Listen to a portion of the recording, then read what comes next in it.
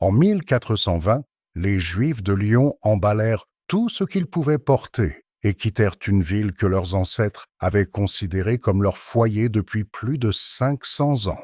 Ils traversèrent la Saône pour la dernière fois, se dirigeant vers le nord, jusqu'à la petite ville de Trévoux, emportant avec eux les secrets du commerce des fils d'or et d'argent qui rendraient leur nouveau foyer célèbre pendant des siècles. Mais voici ce qui rend cette histoire différente des dizaines d'autres expulsions médiévales. Lyon ne faisait même pas partie de la France. L'édit royal qui bannit les Juifs de France en 1394 ne s'y appliquait pas. Lyon appartenait à son archevêque, et les Juifs qui y vivaient avaient négocié leurs propres arrangements, payé leurs propres impôts, construit leur propre vie dans l'ombre de la colline de Fourvière. Alors pourquoi, 26 ans après l'expulsion française, l'archevêque de Lyon décida-t-il finalement de les expulser? La réponse implique des évêques qui se plaignaient que les sermons juifs étaient meilleurs que les sermons chrétiens. Un pape qui s'était enfui à Lyon en fuyant un empereur, une peste qui tua la moitié de l'Europe, une âpre querelle juridictionnelle entre archevêques et rois, et une communauté dont le succès économique les avait rendus à la fois indispensables et enviés.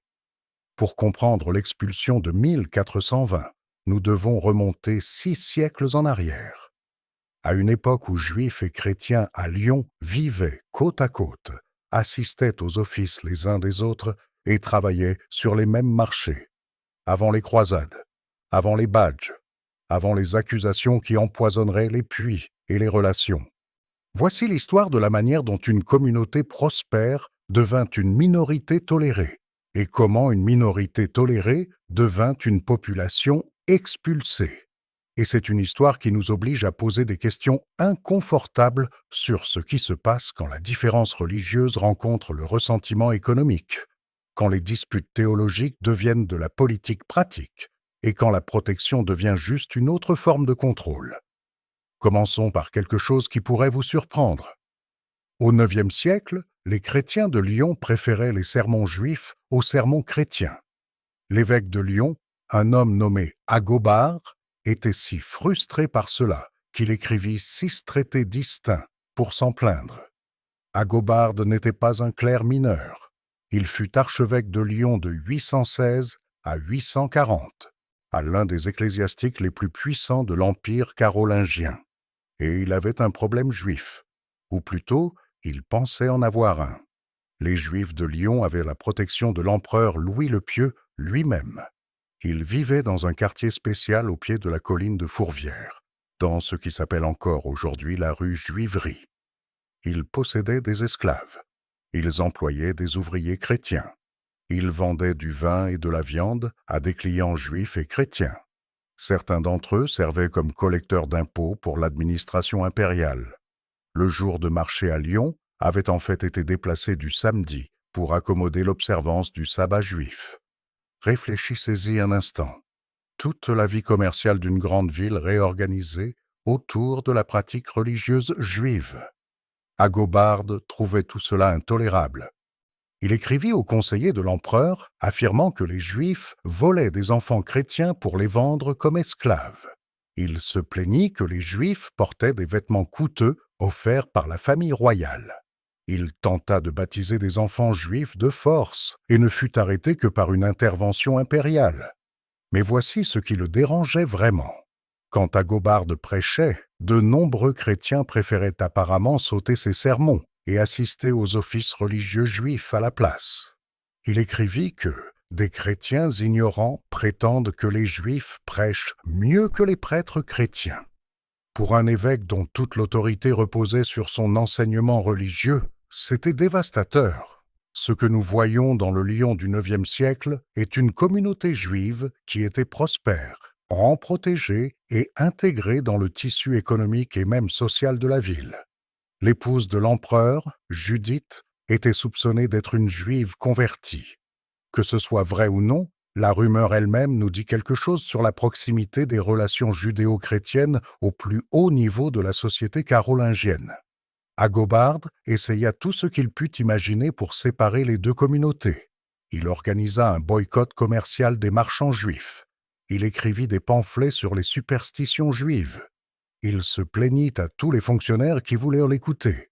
Et il échoua. Quand des envoyés impériaux arrivèrent à Lyon armés de documents pro-juifs et du pouvoir de les faire appliquer, Agobard s'enfuit de la ville. Les Juifs, écrivit-il amèrement, furent rendus joyeux au-delà de toute mesure. L'archevêque serait plus tard exilé pour avoir participé à une rébellion contre l'empereur. Mais sa campagne contre les Juifs continuerait sous son successeur, à Mulhouse, et résonnerait à travers les siècles à Lyon. La graine avait été plantée. Les Juifs étaient des étrangers, qui avaient en quelque sorte acquis trop d'influence, trop de protection, trop de succès. Mais voici ce que les plaintes d'Agobard révèlent également. Les Juifs de Lyon n'étaient pas simplement les victimes d'un évêque intolérant. Ils étaient des participants actifs à la vie économique de la ville, et leurs activités généraient de véritables griefs. Ils possédaient des esclaves, y compris des esclaves chrétiens, à une époque où l'Église s'opposait de plus en plus à ce que des chrétiens servent des maîtres juifs. Ils vendaient du vin, à ce qui inquiétait certains chrétiens qui craignaient qu'il ait été rituellement altéré.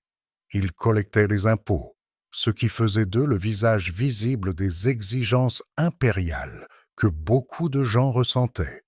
Rien de cela ne justifiait la persécution, mais cela aide à expliquer pourquoi le ressentiment pouvait s'accumuler même pendant des périodes de tolérance relative. Les mêmes activités qui rendaient les Juifs précieux aux empereurs et aux rois faisaient d'eux des cibles de frustration populaire. Ce que ni Agobard, ni personne d'autre au IXe siècle n'aurait pu prévoir, c'est que cette période de tolérance relative était le point culminant. Au cours des 6 siècles suivants, la position des Juifs à Lyon se détériorerait par étapes, chaque étape s'appuyant sur les ressentiments et les restrictions qui l'avaient précédée.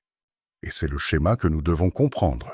Les expulsions juives médiévales ne se produisaient pas soudainement. Elles étaient l'acte final d'un long processus dans lequel la protection devenait restriction, la restriction devenait taxation, la taxation devenait ressenti, et le ressentiment devenait expulsion. Chaque étape semblait logique à l'époque. Chaque étape rendait l'étape suivante possible. Les écrits d'Agobard nous donnent une image inhabituellement détaillée de la vie juive au IXe siècle. Il décrit des marchands juifs voyageant vers des marchés lointains, des propriétaires terriens juifs cultivant des vignobles, des artisans juifs produisant des biens pour des clients juifs et chrétiens.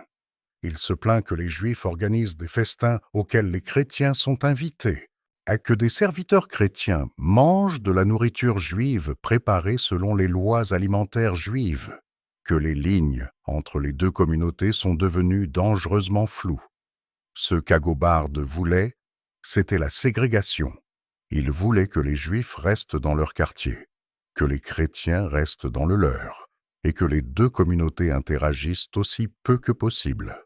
Il croyait que le contact étroit menait à la confusion religieuse, que les chrétiens qui passaient trop de temps avec les Juifs pourraient commencer à remettre en question les enseignements chrétiens ou, pire, se convertir au judaïsme.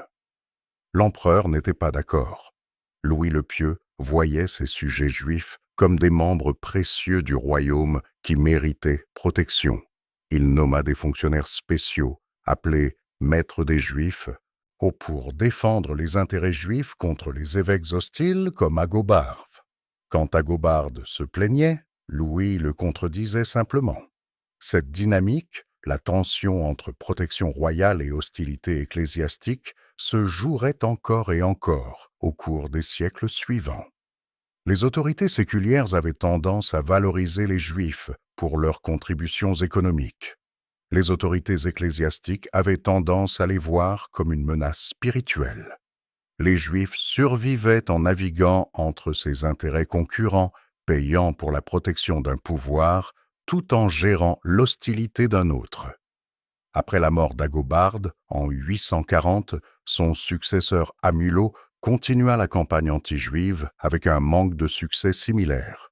La communauté juive de Lyon entra dans les Xe et XIe siècles encore, protégée, encore prospère, encore intégrée dans la vie commerciale de la ville. Mais les arguments qu'Agobard avait avancés, les accusations qu'il avait portées, les soupçons qu'il avait soulevés, ceux-ci entrèrent dans le registre permanent de la pensée chrétienne sur les Juifs. Les générations ultérieures s'appuieraient sur les écrits d'Agobard pour justifier leurs propres mesures anti-juives. Pendant environ un siècle après les luttes entre Agobard et la communauté juive, les archives historiques sur les Juifs de Lyon deviennent relativement silencieuses. Nous savons qu'ils continuèrent à vivre et à commercer dans la ville, mais la documentation détaillée reprend de manière spectaculaire en 1245. Cette année-là, le pape Innocent IV arriva à Lyon. Il n'était pas là en vacances. Il fuyait l'empereur du Saint-Empire romain germanique, Frédéric II, qui avait assiégé Rome et essayait activement de le capturer. Lyon, située au confluent du Rhône et de la Saône, appartenait techniquement à son archevêque plutôt qu'au roi de France. Elle offrait au pape un refuge sûr, hors de portée impériale. Innocent IV ne se cacha pas simplement à Lyon. Il convoqua un concile général de l'Église. Le premier concile de Lyon attira des centaines d'évêques de toute la chrétienté. Et bien que son affaire principale fût de condamner et de déposer l'empereur Frédéric, le concile tourna également son attention vers les Juifs.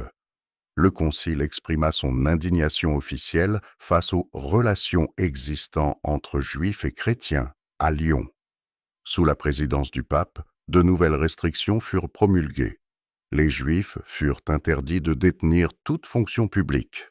Et pour la première fois à Lyon, ils furent obligés de porter un badge distinctif sur leurs vêtements, un morceau de tissu circulaire d'une couleur spécifique qui les marquait comme Juifs. Cette exigence de badge n'avait pas été inventée à Lyon. Le 4e concile de Latran, en 1215, avait mandaté que les Juifs et les musulmans portent des vêtements distinctifs pour empêcher le contact social accidentel avec les chrétiens. Mais Lyon avait apparemment ignoré cette exigence pendant 30 ans. La présence du pape changea cela. En 5 ans, la situation des Juifs de Lyon était devenue intenable. En 1250, l'archevêque Philippe de Savoie les expulsa entièrement de la ville. Ce fut la première expulsion formelle de l'histoire de Lyon et elle s'accompagna de la confiscation des biens et de la dissolution des institutions de la communauté. Les Juifs expulsés se dispersèrent dans les villes voisines. Certains allèrent à Trévoux, qui deviendrait plus tard leur refuge permanent. D'autres s'installèrent dans des communautés de la région environnante. Leurs synagogues et cimetières furent liquidés. La rue Juiverie demeura, mais pendant près d'un siècle, aucun Juif n'y vécut. Pourquoi le concile du pape mena-t-il à l'expulsion ? Une partie de la réponse réside dans la transformation plus large des attitudes chrétiennes envers les Juifs au XIIIe siècle. Les croisades avaient intensifié l'hostilité religieuse. La découverte du Talmud par les érudits chrétiens avait conduit à des accusations selon lesquelles les Juifs maudissaient secrètement les chrétiens dans leurs prières. Les accusations de crimes rituels, l'affirmation que les Juifs assassinaient des enfants chrétiens à des fins rituelles, s'étaient répandues à travers l'Europe. Mais une partie de la réponse réside également dans la politique locale. L'archevêque Philippe de Savoie affirmait son autorité sur Lyon à une époque où le statut politique de la ville était contesté. Expulser les Juifs était une façon de démontrer que lui, et non l'empereur ou le roi, contrôlait ce qui se passait sur son territoire. Les Juifs, protégés ni par la citoyenneté locale, ni par la faveur impériale distante, étaient pris au milieu. L'expulsion de 1250 était censée être permanente. Mais permanent signifie rarement pour toujours, quand des intérêts économiques sont en jeu. Les Juifs expulsés laissèrent derrière eux non seulement leurs maisons, mais aussi leurs morts. Les cimetières juifs étaient des espaces sacrés, et abandonner les lieux de sépulture ancestraux était douloureux. La synagogue, le bain rituel, les institutions communautaires dont la construction avait pris des générations, tout cela fut perdu. Les biens furent confisqués. Les dettes dues aux prêteurs juifs étaient souvent déclarées nulles, ce qui signifiait que les emprunteurs chrétiens pouvaient garder l'argent qu'ils avaient emprunté, tandis que les juifs perdaient leur capital. C'était l'une des incitations économiques cachées derrière l'expulsion. Quand vous expulsez vos créanciers, vous n'avez pas à les rembourser. Les rois et les nobles qui devaient de l'argent aux Juifs découvrirent que l'expulsion était une forme commode d'allègement de dettes. Les Juifs perdaient tout, les emprunteurs gardaient ce qu'ils avaient emprunté. Le siècle après 1250 fut une période sombre pour les Juifs à travers la France. Le roi Louis IX, plus tard canonisé comme Saint Louis, fut parmi les monarques les plus anti-juifs de l'histoire française. Il organisa des autodafés du Talmud. Il imposa l'exigence du badge, avec une rigueur accrue. Il expulsa les Juifs des zones sous son contrôle direct. Ces politiques donnèrent le ton de la politique juive française pendant le siècle et demi suivant. Mais Lyon n'était pas sous contrôle royal direct, et ces Juifs, bien qu'expulsés, n'avaient pas complètement disparu de la région. Ils attendirent dans les villes voisines, et ils revinrent quand le climat politique changea. Au milieu du XIVe siècle, les Juifs étaient revenus à Lyon. La date exacte de leur retour n'est pas claire, mais dans les années 1360. Il y avait à nouveau une communauté juive fonctionnelle dans la ville. Ils vivaient dans la même zone qu'auparavant, payaient des impôts aux autorités municipales et reprenaient leurs occupations traditionnelles. Pourquoi la ville leur permit-elle de revenir? La réponse est presque certainement économique. Les Juifs apportaient des compétences et du capital dont Lyon avait besoin. Ils fournissaient du crédit dans une économie où l'usure chrétienne était officiellement interdite. Ils pratiquaient des métiers spécialisés. Ils payaient des impôts substantiels. Mais les Juifs qui revinrent à Lyon au XIVe siècle entrèrent dans un monde différent de celui que leurs ancêtres avaient quitté. L'exigence du badge était appliquée. Des fonctionnaires spéciaux furent nommés avec juridiction sur les affaires juives. La communauté existait par permission, non par droit, et cette permission venait avec des conditions. Puis vint la peste noire. En 1348, la peste arriva en Europe par les ports italiens. En 1349, elle avait balayé la France, tuant entre un tiers et la moitié de la population. L'ampleur de la mort était presque incompréhensible. Des villages entiers furent anéantis. Les villes perdirent tant de personnes qu'il n'y avait pas assez de survivants pour enterrer les morts. Et à travers l'Europe, les gens cherchèrent quelqu'un à blâmer. L'accusation qui se répandit le plus rapidement fut que les Juifs avaient empoisonné les puits. La théorie n'avait aucun sens biologique. Les Juifs mouraient de la peste au même rythme que les chrétiens. Mais le sens n'avait rien à voir avec cela. De ville en ville, des foules attaquèrent les communautés juives. Dans certains endroits, les Juifs furent brûlés vifs avant même que la peste n'arrive, tués sur la base de rumeurs selon lesquelles ils avaient empoisonné des puits dans des villes lointaines. Le pape Clément VI, à son crédit, essaya d'arrêter la violence.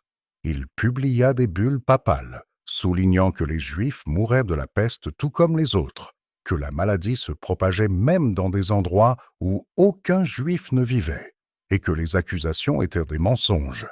Il menaça d'excommunier quiconque ferait du mal aux Juifs. Cela ne fonctionna pas. Les massacres continuèrent. À Strasbourg, 2000 Juifs furent brûlés dans leur propre cimetière, avant même que la peste n'atteigne la ville. À Mayence, la communauté juive, l'une des plus anciennes et des plus importantes d'Europe, fut détruite. À travers les terres germaniques, des communautés qui avaient existé pendant des siècles furent anéanties. Les Juifs de Lyon survécurent aux années de la peste noire sans massacre enregistré. Cela peut avoir été de la chance. Cela peut avoir été la protection des autorités locales. Cela peut simplement être que les archives furent perdues. Mais ils survécurent dans un monde post-peste où le sentiment anti-juif avait atteint de nouveaux sommets. La peste noire créa un modèle pour les persécutions futures. Elle établit l'idée que les Juifs n'étaient pas simplement différents sur le plan religieux, mais activement dangereux, une cinquième colonne au sein de la société chrétienne prête à empoisonner et à détruire. Même après le passage de la peste et la démonstration de la fausseté des accusations, les soupçons demeurèrent. Et c'est ici que nous devons faire attention à la manière dont nous racontons cette histoire. Les accusations d'empoisonnement des puits étaient des mensonges. Il n'existe aucune preuve que les Juifs aient empoisonné des puits, où que ce soit. Le pape Clément avait raison. Les Juifs moururent de la peste au même rythme que tous les autres. Mais les ressentiments économiques qui rendirent les gens réceptifs à ces mensonges étaient réels.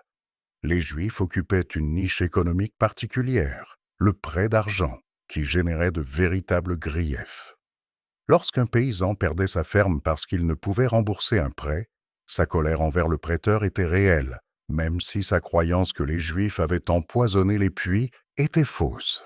Comprendre pourquoi les gens croyaient des mensonges n'est pas la même chose que valider ces mensonges. Mais si nous voulons comprendre comment l'expulsion de 1420 devint possible, nous devons comprendre la combinaison de griefs réels et d'accusations mensongères qui fit des Juifs des boucs émissaires si commodes. Les conséquences de la peste noire remodelèrent également le paysage économique de manière qui affectèrent les communautés juives. Avec tant de morts, la main-d'œuvre devint rare et coûteuse. Les paysans qui survécurent à la peste purent exiger des salaires plus élevés. Les propriétaires terriens qui survécurent se retrouvèrent avec plus de terres qu'ils ne pouvaient en cultiver. Les anciennes relations économiques furent perturbées. Pour les Juifs, cette perturbation était à double tranchant. D'une part, le chaos créa des opportunités. Les communautés qui avaient été détruites pouvaient être reconstruites. Pour les marchés qui avaient été perturbés avaient besoin de nouveaux capitaux et de nouveaux marchands. D'autre part, le bouleversement social qui suivit la peste s'exprima souvent comme une hostilité envers les étrangers. Les Juifs qui revinrent à Lyon après la première expulsion, ou qui restèrent dans la région pendant toute cette période, firent face à une population qui avait été traumatisée par la mort de masse et cherchait des explications. L'Église enseignait que la peste était la punition de Dieu pour le péché. Mais le péché de qui? Sûrement pas celui des paysans qui étaient morts par centaines de milliers. Quelqu'un d'autre devait être responsable. Les Juifs remplissaient parfaitement le rôle de bouc émissaire. Ils étaient visiblement différents, ils pratiquaient une religion différente. Ils occupaient des niches économiques qui généraient du ressentiment. Et il existait déjà une longue tradition consistant à blâmer les Juifs pour des malheurs qui n'avaient rien à voir avec eux. Les accusations d'empoisonnement des puits ne disparurent pas après le passage de la crise immédiate de la peste noire. Elles entrèrent dans le répertoire des accusations anti-juives, prêtes à être ravivées, chaque fois que l'hostilité ressurgirait. Même à Lyon, où aucun massacre ne fut enregistré, les soupçons plantés pendant les années de peste persistèrent dans la mémoire populaire. Pour comprendre pourquoi les Juifs furent expulsés de Lyon en 1420, nous devons comprendre comment ils gagnaient leur vie. Et cela signifie comprendre la position économique particulière que les Juifs occupaient dans la société chrétienne médiévale. Or, la chose la plus importante à savoir est que les chrétiens étaient officiellement interdits de prêter de l'argent avec intérêt. L'Église considérait l'usure, qui désignait tout prêt à intérêt plutôt que seulement l'intérêt excessif, comme un péché mortel. Cette interdiction était prise au sérieux. Les usuriers se voyaient refuser la sépulture chrétienne. Ils ne pouvaient recevoir la communion. Mais les économies médiévales avaient besoin de crédit. Les agriculteurs devaient emprunter de l'argent pour acheter des semences avant la récolte. Les marchands avaient besoin de capitaux pour financer des expéditions commerciales. Même les rois avaient besoin de prêts pour payer les guerres. Quelqu'un devait fournir ce crédit. Les Juifs, qui n'étaient pas liés par la loi de l'Église sur l'usure, remplirent ce rôle. Ils devinrent les prêteurs d'argent de l'Europe médiévale, non pas en raison d'un talent inhérent pour la finance, mais parce qu'ils étaient exclus de la plupart des autres professions et autorisés à pratiquer celles que les chrétiens ne pouvaient exercer. Cela créa une situation impossible. Les Juifs fournissaient un service économique essentiel que l'Église condamnait officiellement. Ils étaient tolérés parce qu'ils étaient utiles, mais ressentis parce que le service qu'ils fournissaient endettait les gens. Lorsqu'un emprunteur ne pouvait rembourser son prêt, sa colère se concentrait sur le prêteur juif, plutôt que sur le système chrétien qui avait créé le besoin de prêteurs juifs en premier lieu. À Lyon, les Juifs pratiquaient également d'autres métiers. L'industrie du fil d'or et d'argent, qui rendrait plus tard Trévoux célèbre, avait ses origines dans la communauté juive de Lyon. C'était un travail qualifié, nécessitant des connaissances en métallurgie et en production textile que peu d'autres possédaient. Les Juifs commerçaient également le vin, les textiles et d'autres marchandises. Mais le prêt d'argent demeurait central dans la position économique juive, et les taux d'intérêt pratiqués étaient substantiels. Les prêts médiévaux portaient généralement des taux d'intérêt de 20% ou plus, parfois beaucoup plus élevés pour les prêts à court terme. Selon les normes modernes, cela semble exorbitant. Selon les normes médiévales, il reflétait les risques véritables du prêt dans une économie sans mécanisme juridique fiable pour le recouvrement des dettes. Les Juifs de Lyon servaient également de collecteurs d'impôts pour diverses autorités. C'était un autre rôle qui générait du ressentiment. Personne n'aime le collecteur d'impôts. Lorsque le collecteur d'impôts était juif, le ressentiment pouvait facilement glisser vers l'hostilité religieuse. C'est ici que l'histoire devient inconfortable. Les activités économiques des Juifs dans le Lyon médiéval n'étaient pas passives. C'étaient des choix actifs faits par les membres de la communauté pour survivre dans un environnement hostile. Les prêteurs juifs pratiquaient des taux d'intérêt élevés parce qu'ils le pouvaient et parce que les risques le justifiaient. Les collecteurs d'impôts juifs collectaient les impôts efficacement parce que c'était leur travail.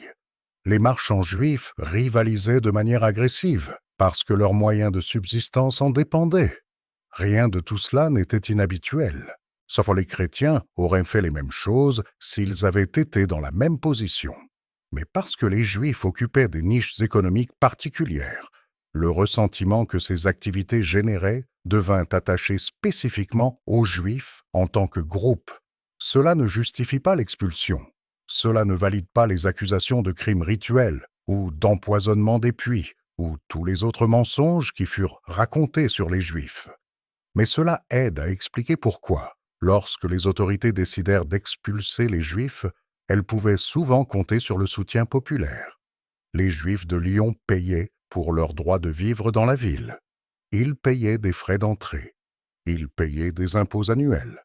Ils payaient des contributions spéciales.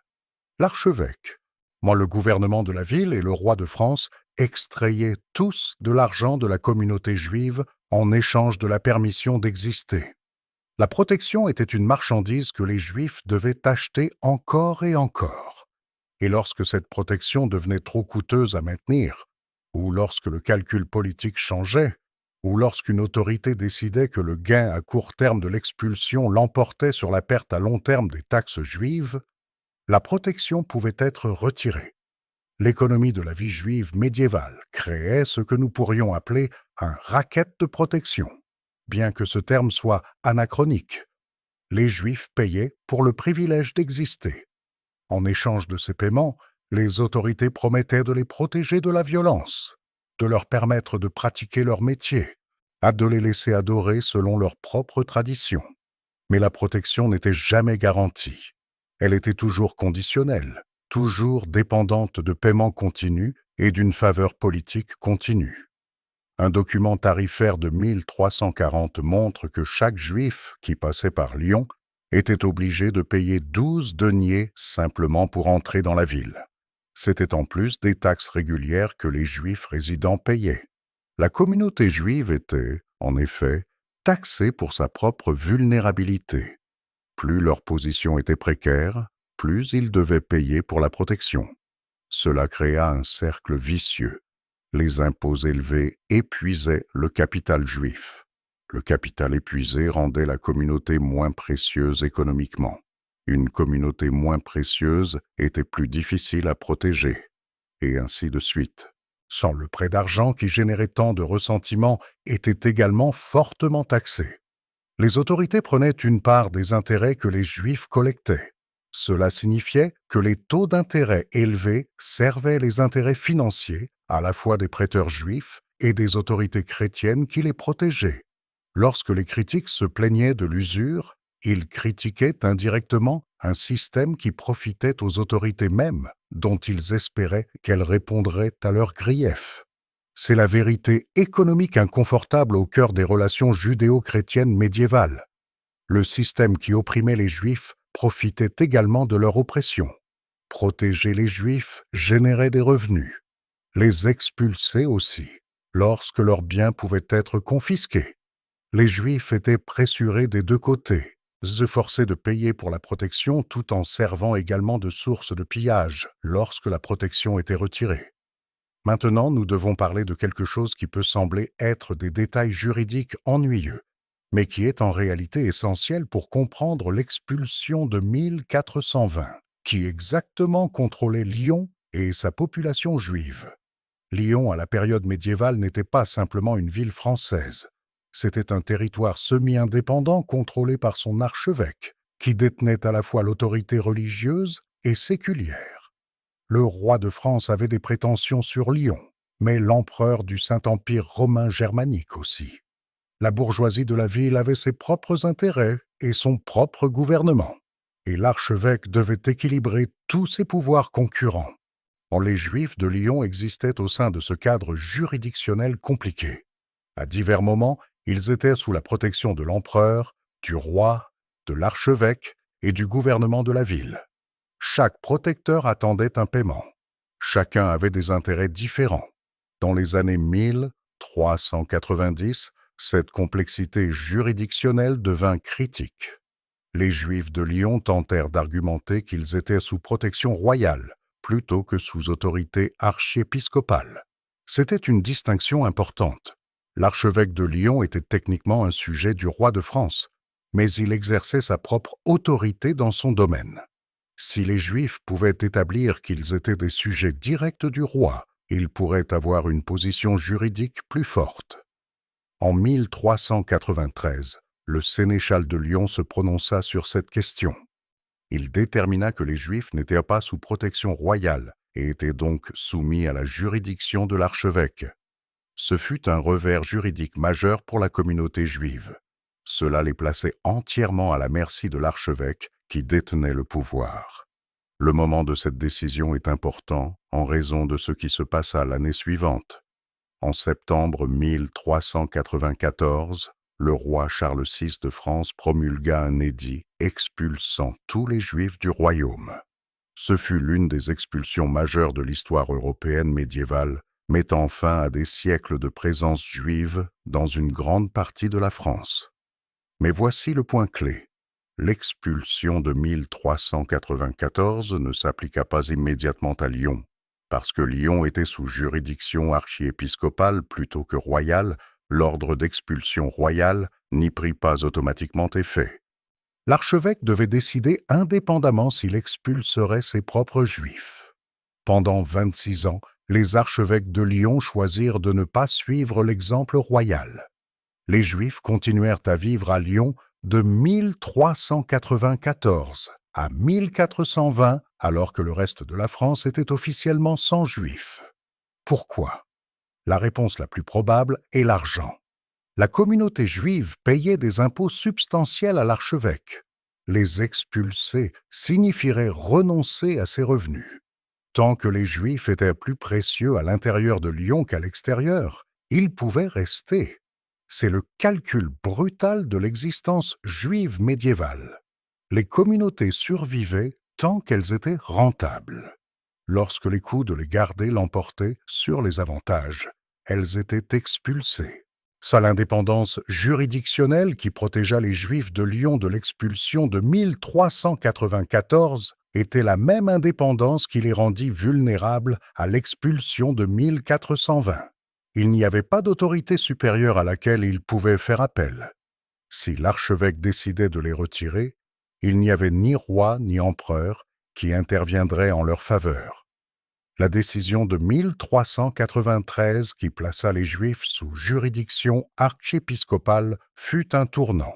Avant cette décision, les Juifs pouvaient opposer différentes autorités les unes aux autres. Ils pouvaient faire appel au roi contre l'archevêque ou à un précédent impérial contre des revendications royales. Après la décision, ils n'avaient plus de telles options. L'archevêque de Lyon à la fin du XIVe et au début du XVe siècle était une figure puissante, avec une autorité temporelle significative. Il contrôlait non seulement la vie spirituelle de son siège, mais aussi ses tribunaux, ses impôts, ses forces militaires. Lorsque l'archevêque décida que les Juifs devaient partir, il n'y avait personne pour contremander sa décision. C'était la faiblesse fondamentale de l'existence juive dans l'Europe médiévale. Les Juifs existaient par privilège, non par droit. Les privilèges pouvaient être révoqués. Les droits, du moins en théorie, ne pouvaient l'être. Mais les Juifs n'avaient aucun droit qu'une autorité chrétienne était tenue de respecter. Ils n'avaient que des privilèges, achetés à grands frais et toujours sujets à annulation. L'expulsion de 1394 du reste de la France démontra ce qui pouvait arriver lorsque la protection royale était retirée. Charles VI ordonna aux Juifs de quitter son royaume avec peu d'avertissement. Ils durent laisser derrière eux des biens, des entreprises, des dettes qui leur étaient dues. Beaucoup devinrent des réfugiés, errant de ville en ville, à la recherche d'un endroit qui voudrait bien les accueillir. Certains de ces réfugiés vinrent à Lyon. Protégés par l'indépendance de l'archevêque vis-à-vis de l'autorité royale, la communauté juive de Lyon absorba des Juifs déplacés de Paris et d'autres villes françaises. Cet afflux peut avoir rendu la communauté plus grande, mais il la rendit également plus visible. Une population juive croissante, incluant des nouveaux venus visibles, peut avoir attiré l'attention et le ressentiment des voisins chrétiens. Les années entre 1394 et 1420 furent des années de vie en sursis. Les Juifs de Lyon savaient qu'ils existaient au bon vouloir de l'archevêque. Ils savaient que le reste de la France avait expulsé ces Juifs. Ils savaient que leur position était précaire. Pendant cette période, la communauté juive de Lyon incluait probablement des réfugiés de Paris et d'autres villes françaises qui avaient fui l'expulsion de 1394. Ces réfugiés apportaient leurs propres compétences, leur propre capital et leurs propres angoisses. Ils avaient vu à quoi ressemblait l'expulsion. Ils savaient que cela pouvait arriver à Lyon aussi. La communauté continua à payer ses impôts. Elle continua à pratiquer ses métiers. L'industrie du fil d'or et d'argent prospéra. Les prêteurs juifs continuèrent à accorder du crédit. La vie continua, même si la menace de l'expulsion planait. Qu'est-ce qui déclencha finalement l'expulsion de 1420 ? Les archives historiques ne nous donnent pas une seule réponse claire. Il n'y eut pas d'incident dramatique, pas de massacre, pas d'accusation de crimes rituels que nous connaissions.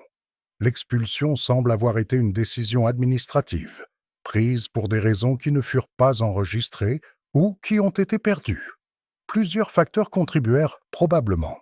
Le chaos politique en France pendant cette période, les guerres continues, l'instabilité de la monarchie, peuvent avoir rendu plus difficile pour l'archevêque de maintenir une politique qui contredisait le reste du royaume. La pression religieuse des autorités de l'Église, qui poussait depuis des siècles pour la séparation des Juifs et des chrétiens, peut s'être intensifiée. La concurrence économique des marchands chrétiens qui voulaient éliminer les entreprises juives peut avoir joué un rôle. Il peut également y avoir eu des changements au sein de l'archevêché lui-même. Différents archevêques avaient des priorités différentes. Un nouvel archevêque peut avoir décidé que les coûts politiques d'héberger des Juifs l'emportaient sur les avantages financiers de leurs impôts. Quelle que soit la cause immédiate, l'expulsion de 1420 fut l'aboutissement d'un processus de 6 siècles. Les graines plantées dans les plaintes d'Agobard avaient grandi à travers les restrictions de 1245, la première expulsion de 1250, les accusations de la peste noire, les luttes juridictionnelles des années 1390, pour effleurir finalement en un retrait permanent. Les Juifs de Lyon ne résistèrent pas. Ils ne pouvaient pas résister. Ils n'avaient aucun pouvoir politique, aucune force militaire, aucun statut juridique qui les protégerait. Lorsque l'ordre arriva, ils rassemblèrent leurs affaires et partirent. La plupart d'entre eux se rendirent à Trévoux, une petite ville située à environ 15 miles au nord de Lyon. Trévoux se trouvait sur le territoire de la Dombes, en dehors de la juridiction française et archiépiscopale. Elle possédait une charte qui interdisait techniquement la résidence juive, mais comme beaucoup de lois médiévales, cette interdiction était davantage respectée par la transgression que par l'observance. En échange de paiements annuels, des Juifs y vivaient depuis des années. L'arrivée massive des Juifs de Lyon transforma Trévoux. Dans la population de la communauté juive augmenta substantiellement. L'industrie du fil d'or et d'argent que les Juifs de Lyon apportèrent avec eux devint l'exportation la plus célèbre de Trévoux. Les compétences et les connaissances qui avaient été développées à Lyon au cours des siècles se déplacèrent intactes vers le nouveau lieu. Les Juifs qui quittèrent Lyon comprirent qu'ils partaient définitivement. Ce n'était pas comme l'expulsion de 1250, qui avait été suivie d'un retour. Le climat politique et religieux avait trop basculé contre eux. La France avait expulsé ses Juifs en 1394. Maintenant, Lyon avait suivi. Il n'y avait aucune raison d'espérer qu'une porte, une fois fermée, se rouvrirait. Le voyage de Lyon à Trévoux ne représentait qu'environ 15 miles, mais il constituait un déracinement complet. Car des familles qui avaient vécu à Lyon pendant des générations durent recommencer dans un nouvel endroit. Ils emportèrent ce qu'ils pouvaient porter. Ils emportèrent leurs compétences. Ils emportèrent leurs traditions religieuses. Mais ils laissèrent derrière eux les maisons où leurs enfants étaient nés, la synagogue où ils avaient prié, le cimetière où leurs ancêtres étaient enterrés. La relocalisation fut ordonnée, non violente. Il n'y eut pas de massacre à Lyon en 1420, pas d'émeutes, pas d'effusion de sang que nous connaissions. Les Juifs partirent pacifiquement, comme on leur avait ordonné de le faire. Cet ordre pourrait sembler une miséricorde comparée à la violence qui avait accompagné les expulsions ailleurs, mais c'était aussi un rappel de l'impuissance totale de la communauté juive. Ils ne pouvaient pas résister.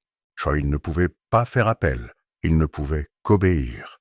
Nous avons établi le long processus historique qui a conduit à l'expulsion.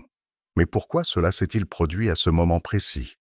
Pourquoi 1420 et non 1400 ou 1410 ou 1430? La vérité est que nous ne le savons pas avec certitude. Les archives historiques de cette période sont incomplètes. Les administrateurs médiévaux n'expliquaient pas toujours leur raisonnement, et même lorsqu'ils le faisaient, ces explications pouvaient ne pas survivre. Mais nous pouvons identifier plusieurs facteurs qui firent de 1420 un moment propice à l'expulsion. Premièrement, la situation politique en France s'était quelque peu stabilisée depuis le chaos des années 1390 et du début des années 1400. Le traité de Troyes en 1420 régla temporairement la crise de succession qui avait déchiré la France. Avec la situation politique plus calme, l'archevêque put se sentir plus sûr de lui en prenant une décision controversée comme l'expulsion. Deuxièmement, l'Église avait intensifié sa pression sur les autorités séculières pour faire appliquer les mesures anti-juives. Le concile de Bâle, qui se réunirait plus tard dans les années 1430, appellerait à l'application stricte des anciens décrets anti-juifs. Cette pression s'était accrue tout au long du début du XVe siècle. Troisièmement, la position économique des Juifs avait peut-être changé. Si la communauté juive était devenue moins rentable, si les recettes fiscales avaient diminué, si les concurrents chrétiens s'étaient renforcés, l'argument financier pour garder les Juifs à Lyon se serait affaibli. Quatrièmement, il y eut peut-être des facteurs locaux spécifiques, à des conflits ou des incidents qui n'apparaissent pas dans les archives survivantes, mais qui influencèrent la décision de l'archevêque. La réponse la plus honnête est que 1420 fut le moment où les diverses pressions atteignirent un point de bascule. La combinaison de l'hostilité religieuse, du ressentiment économique, du calcul politique et de la simple inertie se résolut finalement en faveur de l'expulsion plutôt que de la tolérance continue. Un facteur qui était notamment absent était toute accusation de méfaits juifs.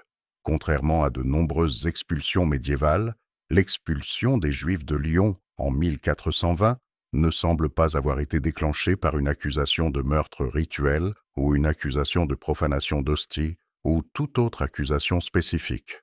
Ce fut une froide décision administrative, prise pour des raisons politiques plutôt qu'en réponse à un événement particulier. À certains égards, cela rend l'expulsion plus inquiétante. Les Juifs de Lyon ne furent pas expulsés parce qu'ils avaient fait quelque chose de mal. Ils furent expulsés parce que les gardés étaient devenus plus problématiques que cela n'en valait la peine. L'archevêque qui prit la décision d'expulser les Juifs de Lyon en 1420 agissait dans une longue tradition d'anti-judaïsme ecclésiastique. Pendant des siècles, les conciles de l'Église avaient appelé à la séparation des Juifs et des chrétiens. L'obligation du badge, l'interdiction des fonctions publiques, les restrictions sur le témoignage juif contre les chrétiens, toutes ces mesures étaient conçues pour marginaliser les Juifs et leur rappeler leur statut inférieur. L'archevêque agissait aussi dans un contexte politique. La France avait expulsé ses Juifs. D'autres territoires suivaient. Maintenir une communauté juive à Lyon devenait anormal. Cela plaçait l'archevêque en décalage avec la politique dominante de l'Europe chrétienne. Il y eut peut-être aussi des pressions de l'intérieur même de Lyon. Les marchands chrétiens qui étaient en concurrence avec les commerçants juifs avaient intérêt à éliminer la concurrence. Les artisans chrétiens qui ressentaient du ressentiment face au succès juif dans des métiers spécialisés comme la fabrication de fils d'or et d'argent avaient peut-être fait pression pour l'expulsion. Les archives ne conservent pas ces pressions locales, mais elles existèrent presque certainement. Les ordres religieux, particulièrement les frères mendiants, prêchaient contre les Juifs depuis des générations. Les franciscains et les dominicains voyaient la conversion des Juifs comme faisant partie de leur mission.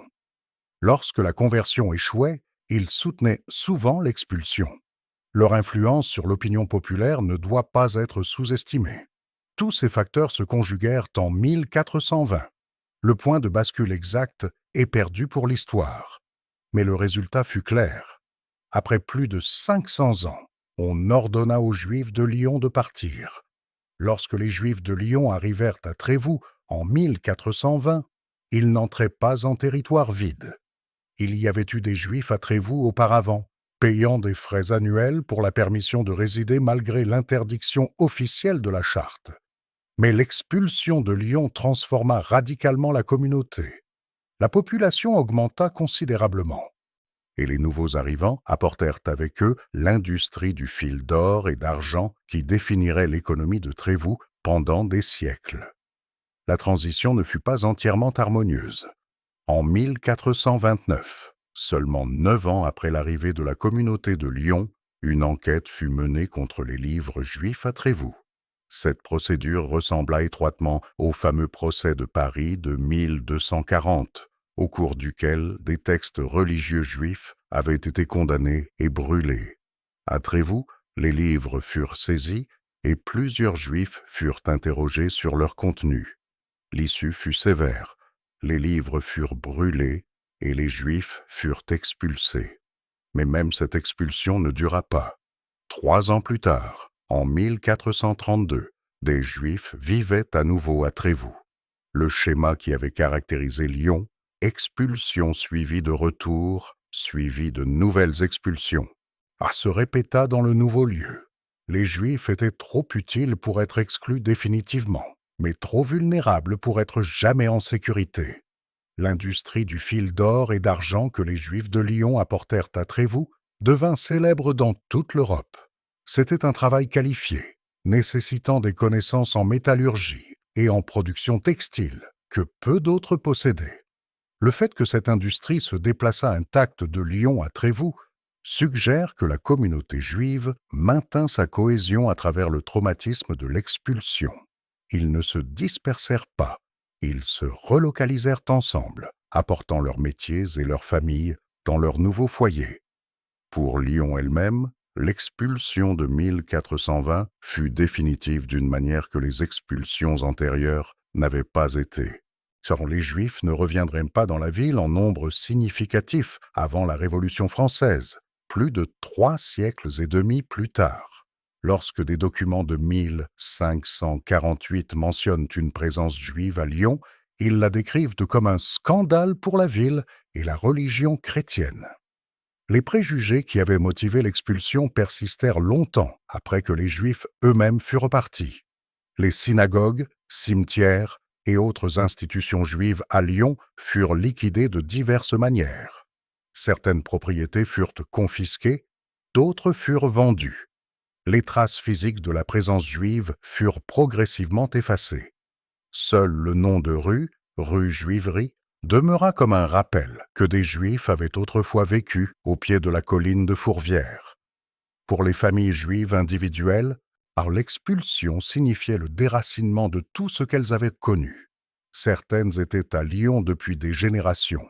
Elles perdirent leur maison, leur commerce et leurs liens communautaires. Elles durent recommencer dans une nouvelle ville qui était plus petite, moins prospère et pas plus certaine d'offrir une sécurité permanente que Lyon ne l'avait été. L'expulsion représentait aussi une perte d'histoire. Les archives de la communauté juive de Lyon, quels que soient les registres qu'ils avaient maintenus, furent dispersées ou détruites.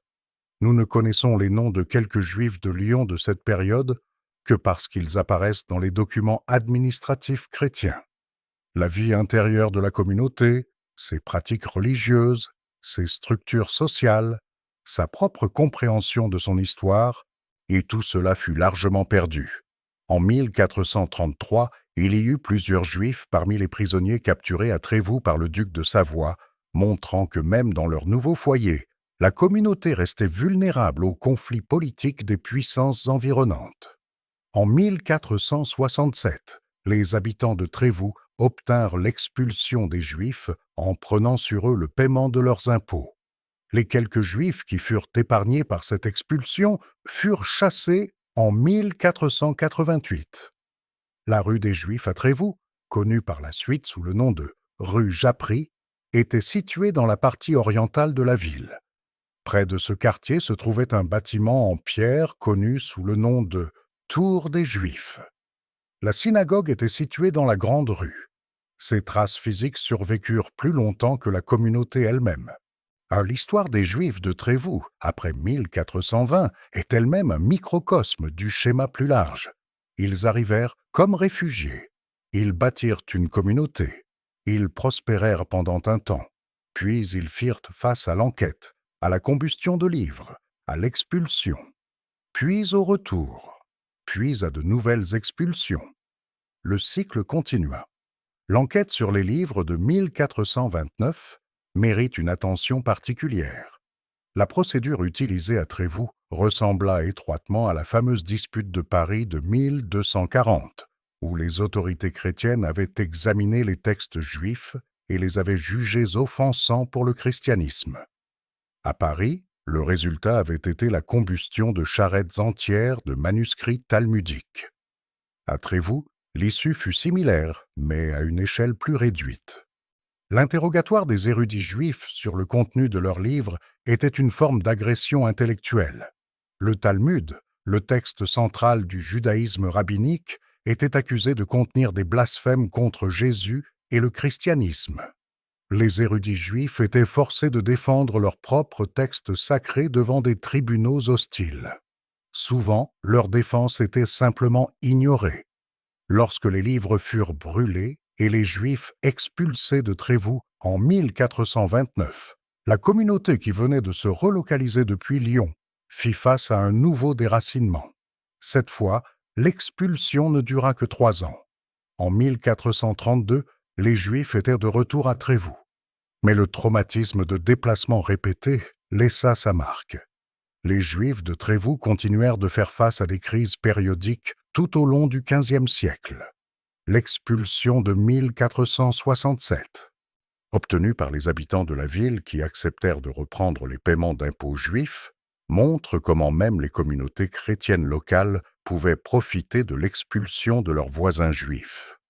La confiscation des biens juifs, l'annulation des dettes dues aux prêteurs juifs, l'élimination de la concurrence commerciale, tout cela créait des incitations financières à l'expulsion. L'expulsion finale de Trévoux en 1488 mit fin à la présence juive dans cette ville également. La communauté qui s'était relocalisée de Lyon en 1420, qui avait survécu à la combustion des livres de 1429, qui était revenue après l'expulsion de 1432, fut finalement entièrement dispersée. Leurs descendants se dispersèrent dans des communautés ailleurs, en France, en Italie, dans les terres du Saint-Empire romain germanique. L'histoire de l'expulsion juive de Lyon de 1420 est, à bien des égards, une histoire d'expulsion médiévale, typique. Elle comporte les mêmes éléments que nous voyons à travers l'Europe. Ressentiment économique, hostilité religieuse, compétition juridictionnelle et la vulnérabilité fondamentale d'une population minoritaire qui n'existait qu'à la tolérance de ceux au pouvoir. Mais l'histoire de Lyon a aussi des caractéristiques distinctives qui la rendent digne d'être comprise selon ses propres termes. La longévité de la communauté juive là-bas, remontant au moins au IXe siècle, montre que la coexistence était possible, même si elle ne fut jamais vraiment égale. L'intégration économique des Juifs dans la vie commerciale de Lyon, leur rôle dans le prêt d'argent et les métiers spécialisés, montrent les façons dont les Juifs étaient simultanément nécessaires et détestés. L'histoire montre aussi comment l'expulsion fut un processus plutôt qu'un événement. Les restrictions imposées en 1245, la première expulsion de 1250, le retour et les nouvelles restrictions du XIVe siècle, les conflits juridictionnels des années 1390, tout cela prépara le terrain pour l'expulsion finale de 1420. Chaque étape rendit la suivante possible. Chaque compromis rendit les Juifs plus vulnérables plutôt que plus sûrs. Les Juifs de Lyon n'étaient pas simplement les victimes d'une haine aveugle. Ils étaient des participants actifs dans un système économique et social complexe. Leurs pratiques de prêt d'argent, aussi nécessaires qu'elles fussent à l'économie médiévale, généraient de véritables griefs parmi ceux qui leur empruntaient. À leur rôle de collecteurs d'impôts les plaçait en première ligne du ressentiment populaire contre l'autorité. Leur succès dans des métiers comme la fabrication de fils d'or et d'argent les rendait précieux, mais aussi cibles de jalousie. Rien de cela ne justifiait l'expulsion. Les accusations d'empoisonnement des puits pendant la peste noire étaient des mensonges. Les arguments théologiques contre la présence juive reposaient sur des interprétations du christianisme que de nombreux chrétiens rejettent aujourd'hui. Les ressentiments économiques auraient pu être traités par la réglementation plutôt que par l'expulsion. Les conflits juridictionnels entre l'archevêque, le roi et le gouvernement de la ville auraient pu être résolus sans éliminer la population au centre de ces conflits. Mais comprendre pourquoi l'expulsion s'est produite nécessite de comprendre tous ces facteurs, y compris les actions et les rôles économiques des Juifs eux-mêmes, pas seulement les préjugés de leurs voisins chrétiens. Les communautés juives médiévales n'étaient pas seulement des spectateurs innocents de leur propre histoire.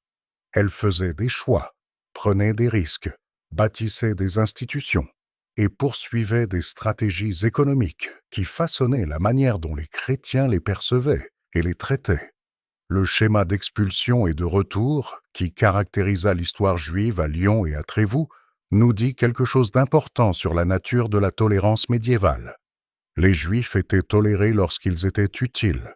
Ils étaient expulsés lorsqu'ils devenaient gênants. Et leurs droits n'existaient que tant qu'une autorité trouvait rentable de les leur accorder.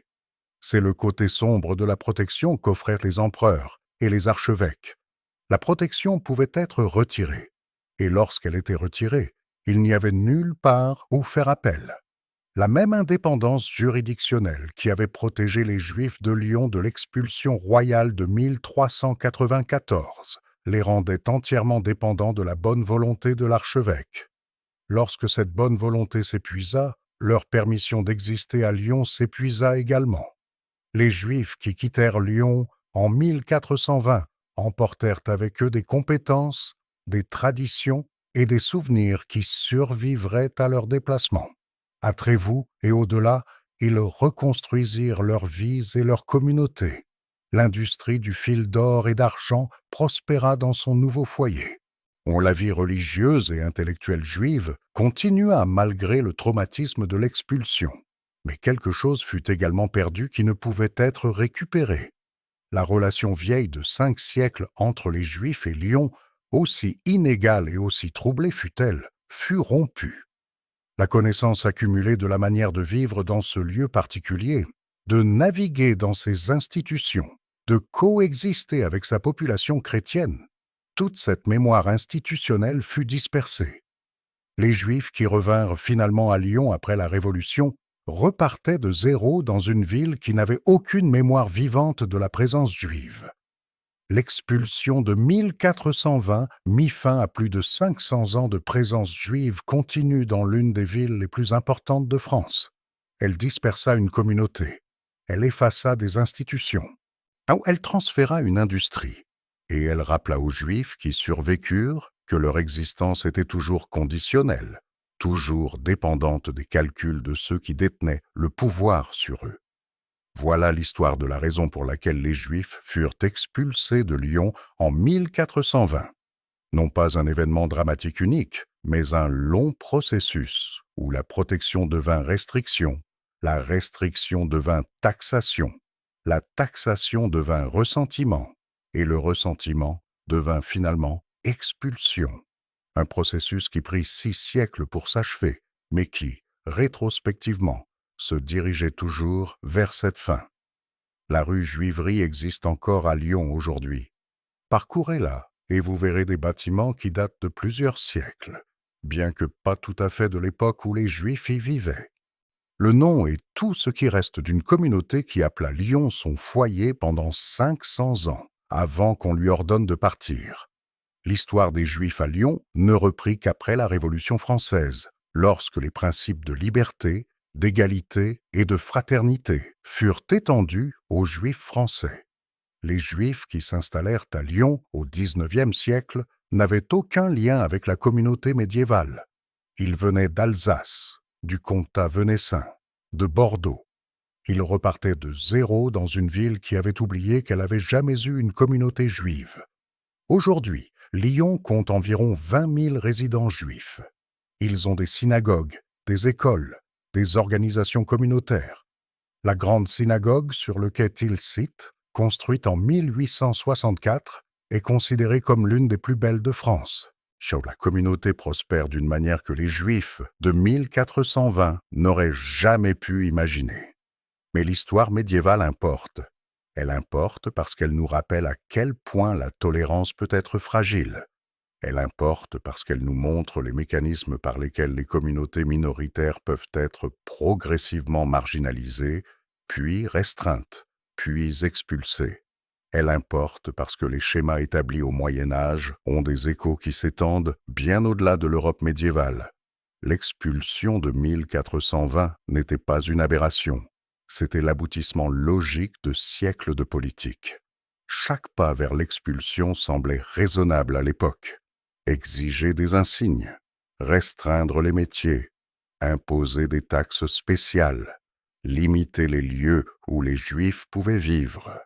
Chaque mesure répondait à une préoccupation, réelle ou imaginaire, et chaque mesure rendait la mesure suivante plus facile. C'est peut-être la leçon la plus importante de l'expulsion de Lyon. La persécution est un processus, pas un événement. Elle se construit progressivement. Chaque compromis, chaque restriction, chaque accommodement rend l'acte final plus possible. Au moment où l'ordre d'expulsion arriva en 1420, il fut presque anticlimactique. Le terrain avait été préparé pendant 6 siècles.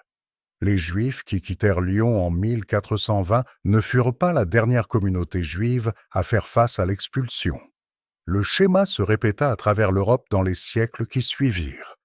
L'Espagne en 1492, le Portugal en 1497, divers territoires allemands tout au long de la période médiévale et moderne. Chaque expulsion suivit un schéma similaire. Chacune fut précédée par les mêmes restrictions progressives. Chacune fut justifiée par la même combinaison d'hostilités religieuses, de ressentiment économique et de calcul politique. Comprendre ce schéma n'est pas seulement une question d'intérêt historique. Cela nous parle de quelque chose de permanent concernant la relation entre majorités et minorités, concernant la fragilité de la tolérance, concernant la facilité avec laquelle des communautés qui ont coexisté pendant des siècles peuvent être déchirées. Les Juifs de Lyon, en 1420, pensaient être en sécurité. Ils avaient payé leurs impôts. Ils avaient gardé la tête basse. Ils avaient survécu à la peste noire, à la première expulsion, au conflit juridictionnel. Ils avaient navigué à travers 500 ans de circonstances changeantes. Et au final, rien de tout cela n'importa. Donc quand l'archevêque décida qu'ils devaient partir, ils partirent. Voilà l'histoire de l'expulsion de Lyon de 1420. Une histoire de coexistence qui n'était pas tout à fait une coexistence. Une histoire de tolérance qui fut toujours conditionnelle. Une histoire d'une communauté qui survécut à tout, sauf à la décision finale qu'elle ne survivrait plus. Si vous avez trouvé cette histoire intéressante, cette prochaine vidéo vous choquera. Cliquez juste ici pour la regarder maintenant.